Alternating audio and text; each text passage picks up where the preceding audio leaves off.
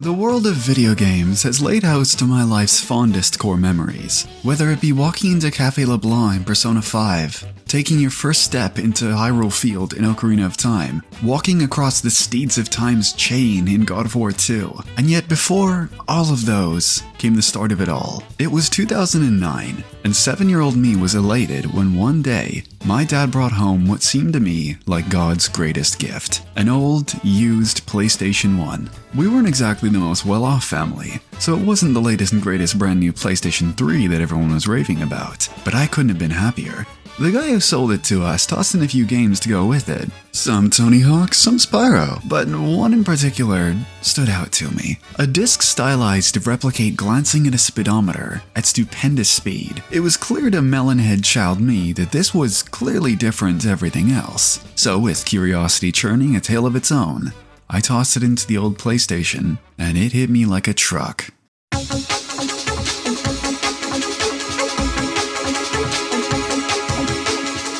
Music and memories meld as if they were one, and all this was a simple menu theme invoked such a sense of wonder. I couldn't help but be transported right into that old CRT TV and sunk in what felt like eons in one afternoon, wojacking at every new track and car that came to me. Looking back today, sure, the car models have less polygons than Cloud's hair, and yeah, it's not as mechanically advanced as the games which succeeded it. But the beating heart which personified these moving polygons and made you feel like a bad boy, an outlaw, still shines through a quarter of a century later. Need for Speed 3 Hot Pursuit was a hallmark, a titanic pillar of what the racing game could offer. Accessible, no frills, pandemonium, and unfiltered fun, either solo or with a friend or two. Cops versus racers, a concept as old as the automobile itself, with the hottest cars this world can offer, racing at the speed of sound on the most varied, dreamlike, and honed-in tracks your mind could conjure up. And it made up one of the most important games in my childhood. Need for Speed 3 may have been my first, but my adoration for the Hot Pursuit series was yet to reach its peak. And without further ado, I want to show the world my personal love letter to Need for Speed Hot Pursuit. My thesis for this entire video was based off of one question. What has Hot Pursuit as a series brought to the table from its conception leading up to the present day, and why has this stuck with me so strongly? Well, to figure out what exactly this X factor is, it's essential to understand the legacy in which this subseries spawned. Need for Speed in the 90s and early 2000s was groundbreaking. Title after title, dropping sequels, new concepts, subseries within the series as a whole, games based off of entire manufacturers. There's absolutely no denying that Electronic Arts had struck gold and knew how to do it again and again. For the purposes of this video though, we'll of course be sticking to Hot Pursuit, and the first title of which releasing all the way back in 1998. Need for Speed 3 Hot Pursuit was in retrospect quite rudimentary. It's simplistic both in design and purpose, and this was no way a detractor from the experience. 90s technology was of course a limitation, with the gameplay honed into a meager roughly 25 cars and a handful of event types. Hot Pursuit's main mission was more so a proof of concept, making the absolute best of what it had, and that mission was very well accomplished. Both commercially and communally, Hot Pursuit was a knockout success, showing the world that plug-and-play, accessible yet pandamorous gameplay which didn't have any crazy frills was this subseries' standout appeal. 4 years later, with the vast improvement in computing firepower due to the Xbox and PlayStation 2, and the revered Black Box Studios behind the wheel, Need for Speed Hot Pursuit 2 was unleashed into the hands of many an eager speed demon. Putting into words just how much of a leap Hot Pursuit 2 was is near indescribable. It was a titanic shift in what Hot Pursuit meant to the racing genre. This was no longer a proof of concept, but wilder than ever conceivable in years past. The visuals on their own were top-notch, allowing for far more dense backgrounds, and allowed the tracks and environments which were highlights of the original bounds more freedom to breathe and harness their vision. Lighting and shadows was prevalent. The interactivity of these locales and the living nature was showcased through trackside fire trucks and whole damn forest fires. Gameplay. What Hot Pursuit had always put primary over all else was an even larger jump. A properly fleshed out career mode with event trees, more event types, superior, more intense, and longer police chases. When playing as the police, it now felt just as thought out as the racer's side. Seriously, the sheer improvement in the amount of content in this game was near on superfluous, but it was all so good. The car list too, just damn.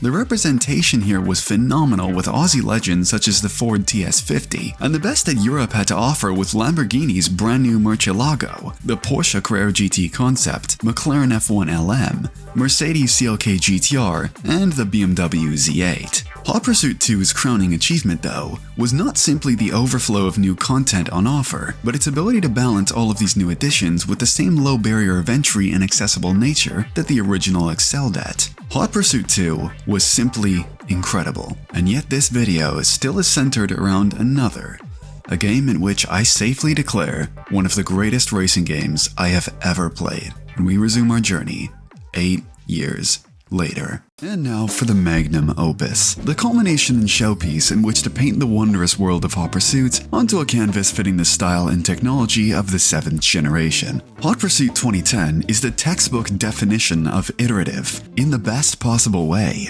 It was wildly different to the former almost decade-long crusade of black boxes tuning culture Need for Speeds, which were in their own regard properly tremendous. Not you. So of course the big question would be, will Hot Pursuit work in that sphere?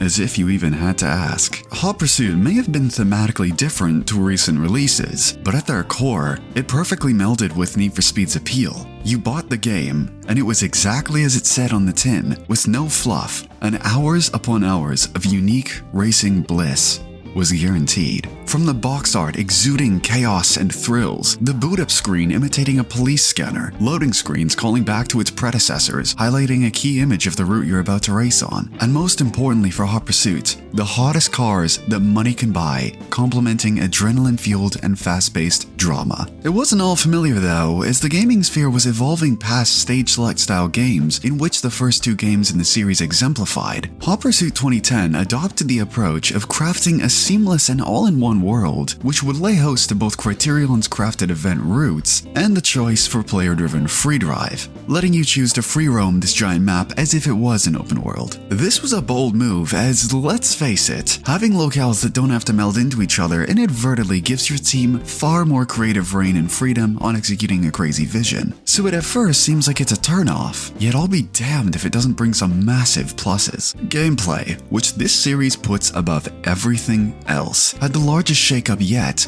with a radically different handling model, the addition of weapons and power-ups, and a much faster rate of speed than ever seen before. With the groundwork set for the revolutionary take on the Hot Pursuit formula, I bring in the opening thesis of this video, as we dive into every nook and cranny of Hot Pursuit. And the most important place to start for me is how this tone and world is showcased. From the offset, Hot Pursuit teases you with its opening CGI cinematic, with the exact thrills that you're about to be unleashed into. This is dirty racing. There's no dodging that subject. The cars may be flashy and delicate, but we sure as hell don't care. Everything shown in that trailer can be executed verbatim by yourself. Being in the heat of a race or Hot Pursuit not only matches your set expectations, but can without a doubt exceed them. And this all comes down to execution. You see, when looking at Hot Pursuit as a whole, take any aspect and isolate it from the rest, and it has a very cohesive theme that fits the narrative of Hot Pursuit. The soundtrack is a textbook showcase for this exact ideology. In an echo chamber, this soundtrack already exudes this grungy, angsty feel that's almost egging you on. But then you mix it in with the game, and oh my god damn! Look, I wish I could play these songs on YouTube without getting the hammer of death struck upon me. But the way that this game opens, with 30 Seconds to Mars blasting at stupendous volume, and the selection for these in-game tracks with a good mix of electronica, techno, pop, metal, rock, And yet this whole library manages to mend all of these genres with songs representing the same tone. It's debatably my favorite soundtrack in racing game history. It's perfection. Music alone is just one of the near endless pieces of the pie which make up Hot Pursuit's intense identity. Take the visuals again as example. Pause this game at any second, and tell me you couldn't grab a wallpaper from that single still diorama. There's a radiance and resplendence to the color palette that's on display, one that accentuates what really matters. Your car's taillights and nitrous plumes, the cavernous valleys and scenery off the road grab your eyes for just enough time to acknowledge their autistic vision before you blast on by. Street signs and road markers in highlighter yellow accentuate the upcoming and unforeseen nature of the roads. The egregious amount of speed limit signs, which just so happen to line up right next to your speedometer to rub in just how ludicrous the speeds at which you reach are.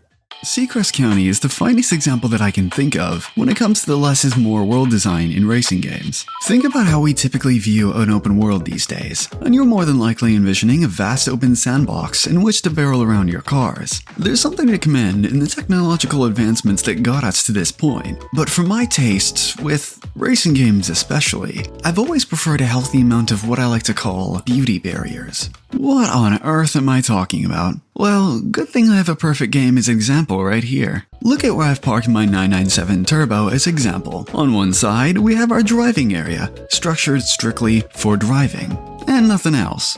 And on the other end, this beautiful lake complemented with forestry draped alongside. Because this area is completely locked off, it can be orchestrated to be simply an art piece. There's no function here. It's just form. Let's pause this cruise in my Carrera GT real quick and gaze upon these monstrous cliff sides with a river flowing down the base, host to a few people taking a boat ride. My point should be pretty heavily implied here. These barriers create the feel of an amusement park ride, guiding you through this beautifully crafted experience in which the sky's the limit for design. If this was a fully open map and these barriers could be bypassed, well, all of this vision would disappear. Now am I saying that sandbox-style maps are inferior? Absolutely not. There's inherent benefits to each style, and it more so comes down to which fits the game that you're going for. The reason I bring this up as such a strong point of praise for Hot Pursuit is that this style of world design has nearly vanished these days, and a surprising amount of people haven't even had the privilege to games like this, as, well, what else can you find like this these days that isn't track-based? Back onto Seacrest itself, as I haven't even scratched the surface of why this map is so genius, so let's talk zones. As I mentioned before, Hot Pursuits of yesteryear structured themselves around completely unique biomes and locales for each track. Bringing this same DNA through to an open world game is quite tricky, as they tend to be much more one note. Except, they bloomin' did it. Because of the structured pathing, the tunnels that you see all throughout Seacrest County act as mini portals to another landscape, as the clever world design is structured so that you can't see these biome switches through gameplay, yet they're molded right around these tunnels as if they were seamless. And the variation on offer is incredible. I personally divide Seacrest into 4 main chunks of territory, but each one has plenty of variants on their own. The southwest is what I deem the coastline, home to some of the most open-air scenic views in all of Seacrest, and that lengthy bridge which is destined for turboing across. The southeast portion is home to some of the more barren desertscapes, an archetype which I typically disdain, but there's a charm that works here. The attention to detail with well-worn speed limit signs, the airfield, the satellite yard, and of course the interlude of canyons and cliffs to add some verticality to the otherwise quite flat layout. And this is diametrically opposed to the ascending and gorgeous mountains up northeast. Look, snow is probably my favorite basis for locations in games. I'm Canadian. What do you expect? Yet that bias aside, Eagle Crest is almost angelic in its beauty. The roads provide for countless banked corners up and down the mountain, and the views from the top are about as romantic as me after a little bit of lean. That's a joke. Don't do drugs, kids. In all seriousness though, the mood is set fantastically, with plenty of atmospheric mist at the peak, and the slow melting of snow as you descend through the hills. It's not just my favorite spot in Seacrest County, but one of my favorites ever. To round us all off, the Northwest holds potentially the most verdurous forests your eyes have ever seen, and this is complemented with the redder tones of the Big Timber Forest, or the more green tones just outside. Living in the Pacific Northwest gave me such a fondness for the forest, but so do the titanic trees which host the racing here. Those beauty barriers, once again, allow these forests to be almost comically dense, as you don't have to be able to barrel cars through them. And again, this lets the valleys down below claim some of the most jaw-dropping sights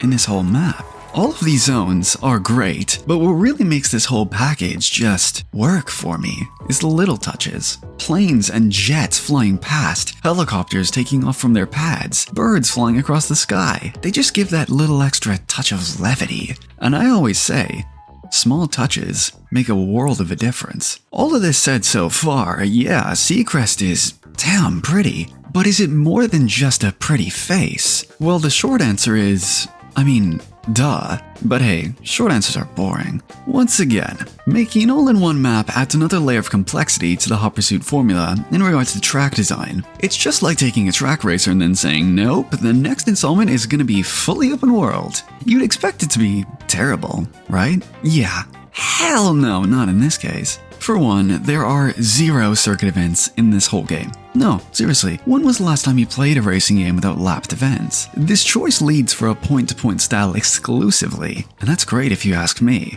Each event in Hot Pursuit feels as if it was a track of its own, because the whizzes at Criterion knew very well how to craft roads that feel built strictly for racing. While yes, Seacrest can be explored through free roam, as I've said earlier, it's pretty much just a sub-mode, and the real meat of the game takes place through these structured events. This approach gives each race route a purpose. They aren't just random points on the map you're told to get to. There's a tailored focus to the class of vehicle that you'll be using, the event type that you're playing, or even the more specific make and models to accentuate its strengths or challenge you with its weaknesses. Something that's new to 2010 though, is your most important tool by far in the realm of tracks: shortcuts. Love them or hate them, there is absolutely a tactical advantage to knowing which shortcuts serve you the best in specific scenarios, and when it's best to just stay on track. They're so simple in concept, but allow for such an important tool in balancing races and giving clever players the upper hand. There's another key element which plays into a topic I'll touch on later in the video, but these tracks provide so much replayability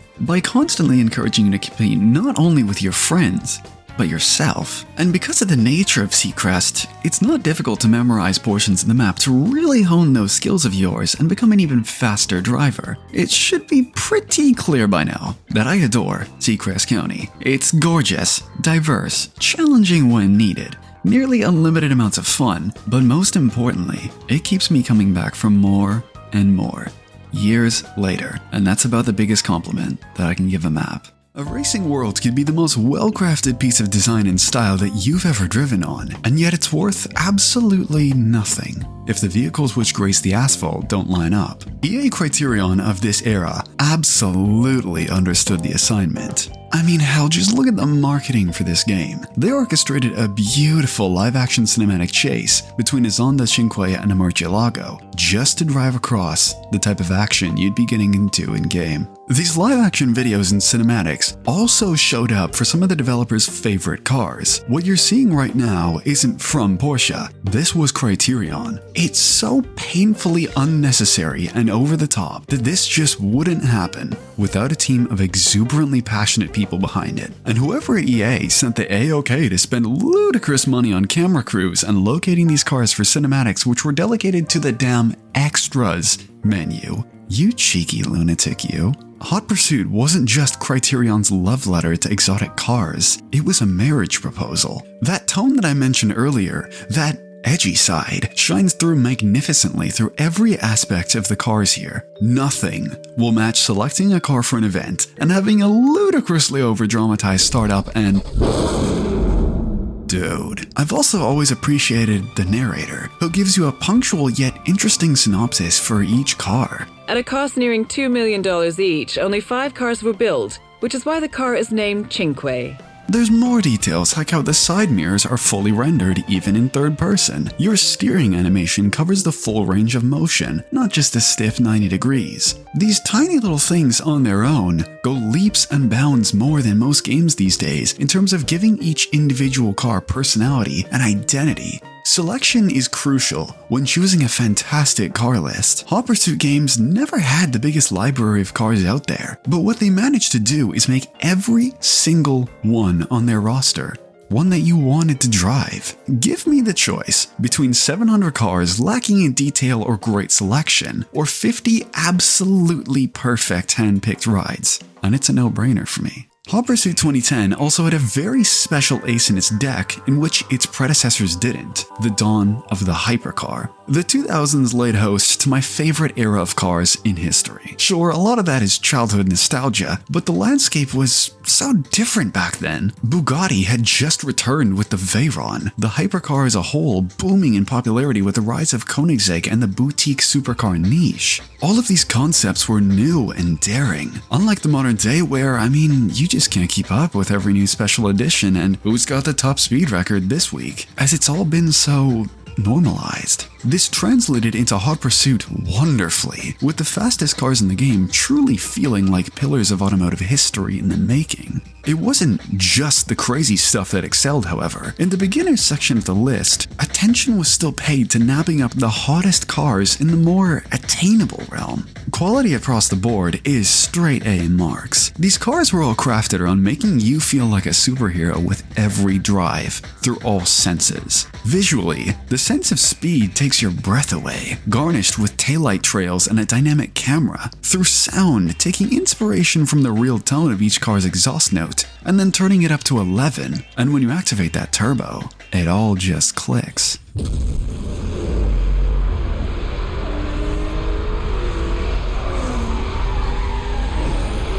Finally, through feel. Hot Pursuit's physics married the rows as if destined to be. The brake-to-drift formula complements this game wonderfully, and what makes it special in Hot Pursuit is that it isn't just a one-trick pony. With most brake-to-drift handling models, you're down to have most vehicles feeling as close as makes no difference, the same. This couldn't be further from the truth here, as each car's weight and inherent handling characteristics are well on display, helping feed that identity and unique strengths versus weaknesses that are baked into these cars. Now, I don't think everything is all perfect. I do have my bones to pick with how ridiculously large the hitboxes are.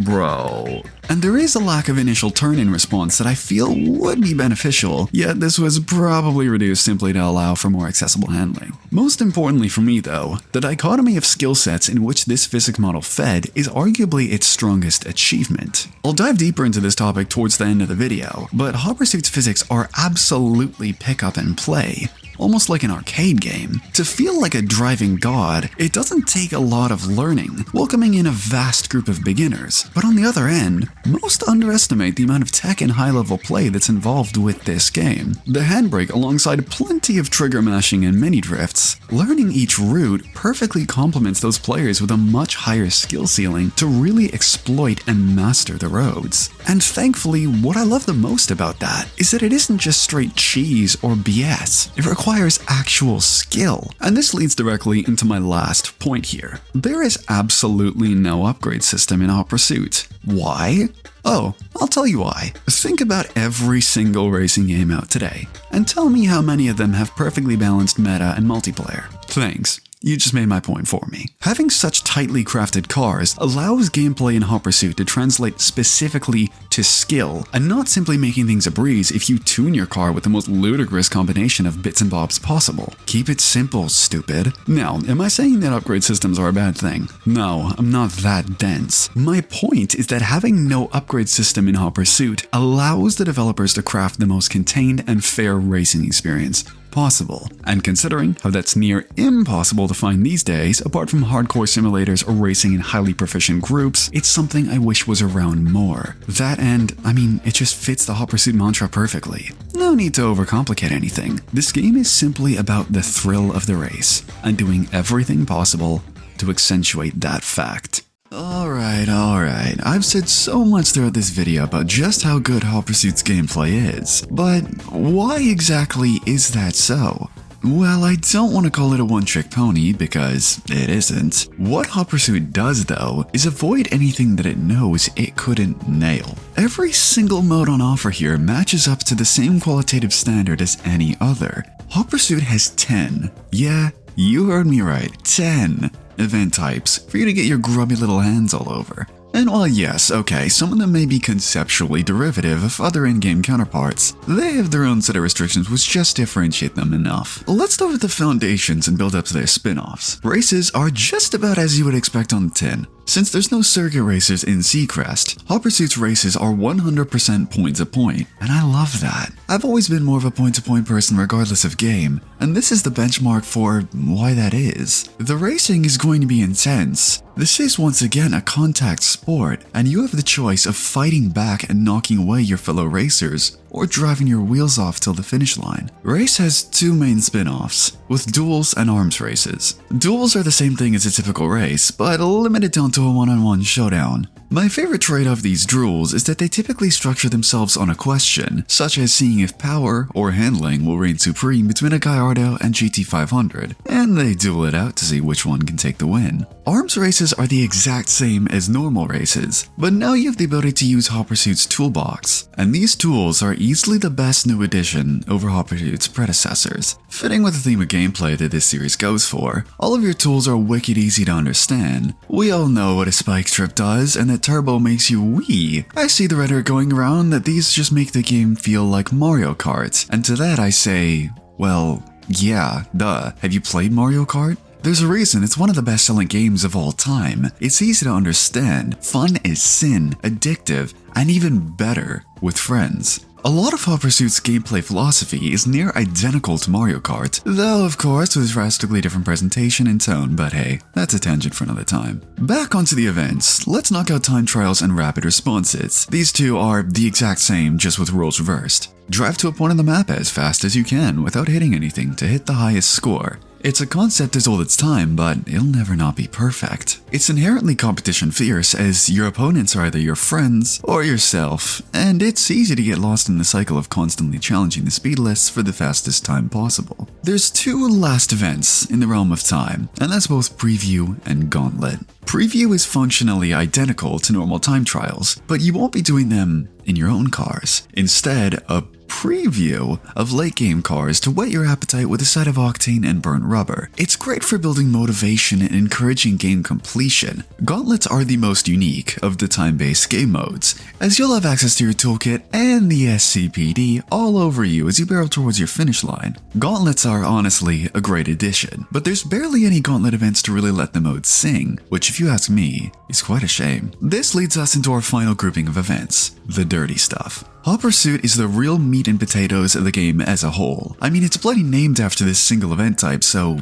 you'd hope so. At its skeleton, Hot Pursuit is the same as Race, but you get the addition of weapons to take out competitors. And of course, SCPD. You really do have to be careful. As well, yeah, the game eases you into it. The late game Hot Pursuits will be sure to bust you if you aren't careful and let yourself get knocked around too much. Difficulty balancing is near superb, and it leads you coming back for more and more. This game certainly is the piece de resistance of cops vs racers throughout this whole subseries, and takes into account everything learned from its predecessors while adding plenty of unique charm of its own. There's one sub-event which takes its charm from the Hot Pursuit formula, and that's Interceptor. Interceptor puts you in the shoes of police on the hunt for a lone racer. These are the only events which give the racer AI some real proper capability, and they're more than happy to point blank spike strip you or jam and switch directions, so having a keen eye is more than necessary. With all of these events now in your registry, the most important piece which makes these all events just click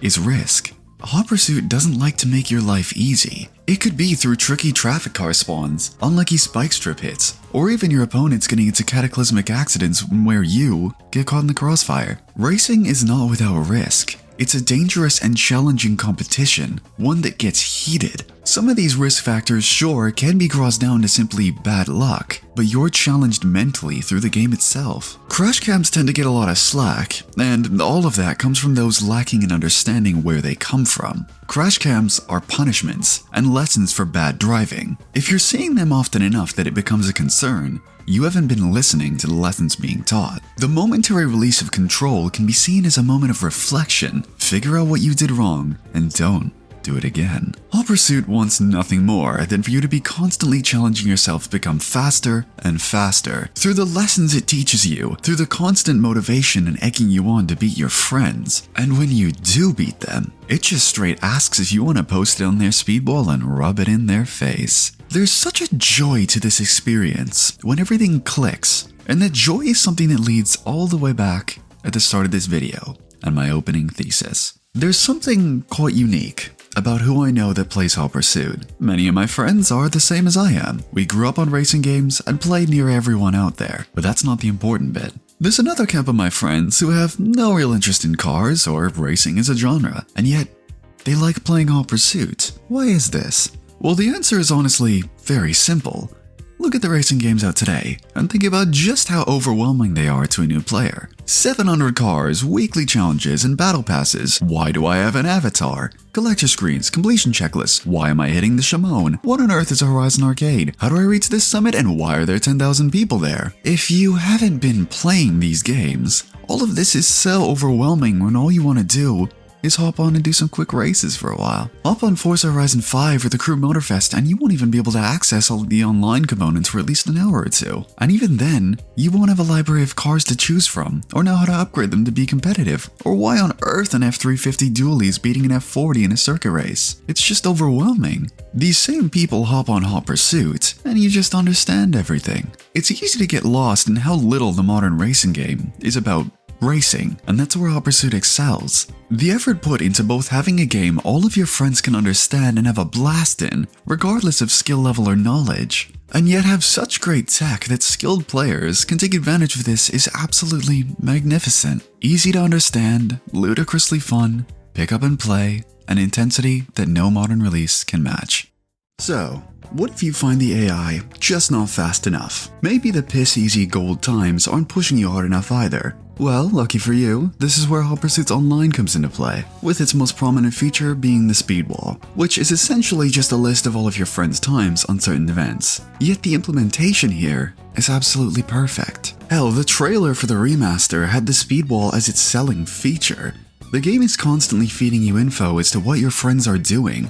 Every time you start an event, their times are displayed in front of you, and then again at the end, it compares you to everyone else, pushing you to try and hit the top so you can brag about it. Even on the main map, it's constantly pushing you to try and top your friends' scores with autolog recommends, and notifying you every time one of your times are bested, gesturing you to try and take it back, which can result in some crazy back and forths of you versus another player pushing yourself to the absolute extreme just to gain 1/10 of a second in order to claim your score back. The speedball really is the main hook after you've completed all of the events for you to do. The incentive, rush, and the socialization that speedball creates is really unlike any other game. And I have to commend Hot Pursuit for executing this idea so well. But you can only ever do so much with scores and leaderboards, so how about actually racing physically with your friends? Well, thankfully, Hot Pursuit still has you covered with 5 different modes to try out against different players. Of course, we start with the titular Hot Pursuit, and this acts pretty much the same way as the Hot Pursuits of the main campaign. Racers must make it to the end of a route with cops chasing, but instead it's a 4v4 of cops attempting to take out racers, with the racers simply trying to make it to the end or eliminate the cops. A lot of the time it ends up in racers being very far split from each other, since online racing doesn't have the same kind of rubber banding that the AI use. So a lot of the time it ends up in 1v1s against one cop and racer across all different points of the route. It's definitely a fantastic game mode to start off with if you want some good cop vs racer action, but there's a much more interesting game mode for that type of car combat, with Most Wanted. It's still a 4v4, but instead only a single racer is pinned for the cops to defeat. while the other racers just act as bodyguards. The cops win if the marked racer is shut down, but the racers win if the marked racer can get far enough away from a cop. And it's worth mentioning that this is the only event in the game that has no race route. The match will only end when one of the two conditions is met, unless of course you just kill everyone on the enemy team, GameCube style. It's probably the best game mode, because there's a lot of shenanigans involved if you find a good lobby. For the last Cops vs Racers mode is Interceptor, which functionally is the exact same as I mentioned in the campaign. This usually ends up being the least fun just because of how toxic that it can get online, but as long as you're against a well-meaning player, it can still be a good time. The last two event types are pure racers only, first of which being, well, race. Guess what you do there. Racing is the most skillful mode if you really want to test your mettle, but I also find it the most boring as there's not really a lot going on besides going fast. You know what is more fun though?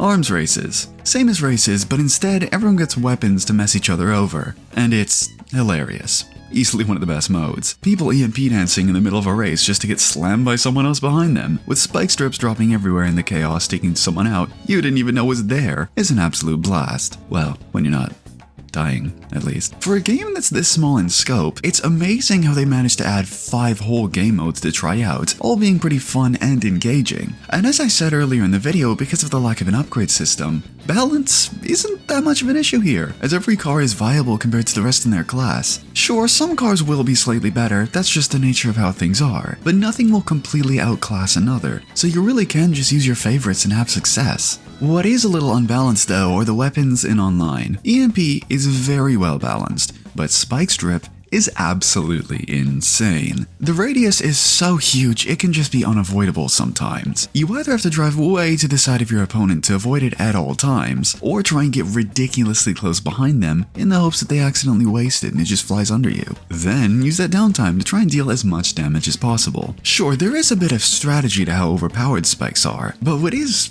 kinda unfair is that you can use spikes to completely end someone's game in certain scenarios. I also think Turbo should be buffed a bit, as the speed is pretty comparable to just using a full tank of NOS. I think just a little bit more speed, especially in the lower end to accelerate up to speed quicker, would make Turbo feel even more powerful. Other than that, the rest of the abilities feel really well made, and can be especially deadly together. The EMP roadblock combo can be absolutely devastating if done correctly, and always feels super satisfying. If I had to make one complaint about online though, it'd have to be the drafting. In the cops modes and offline, it makes perfect sense, as it keeps the game more fun and interesting.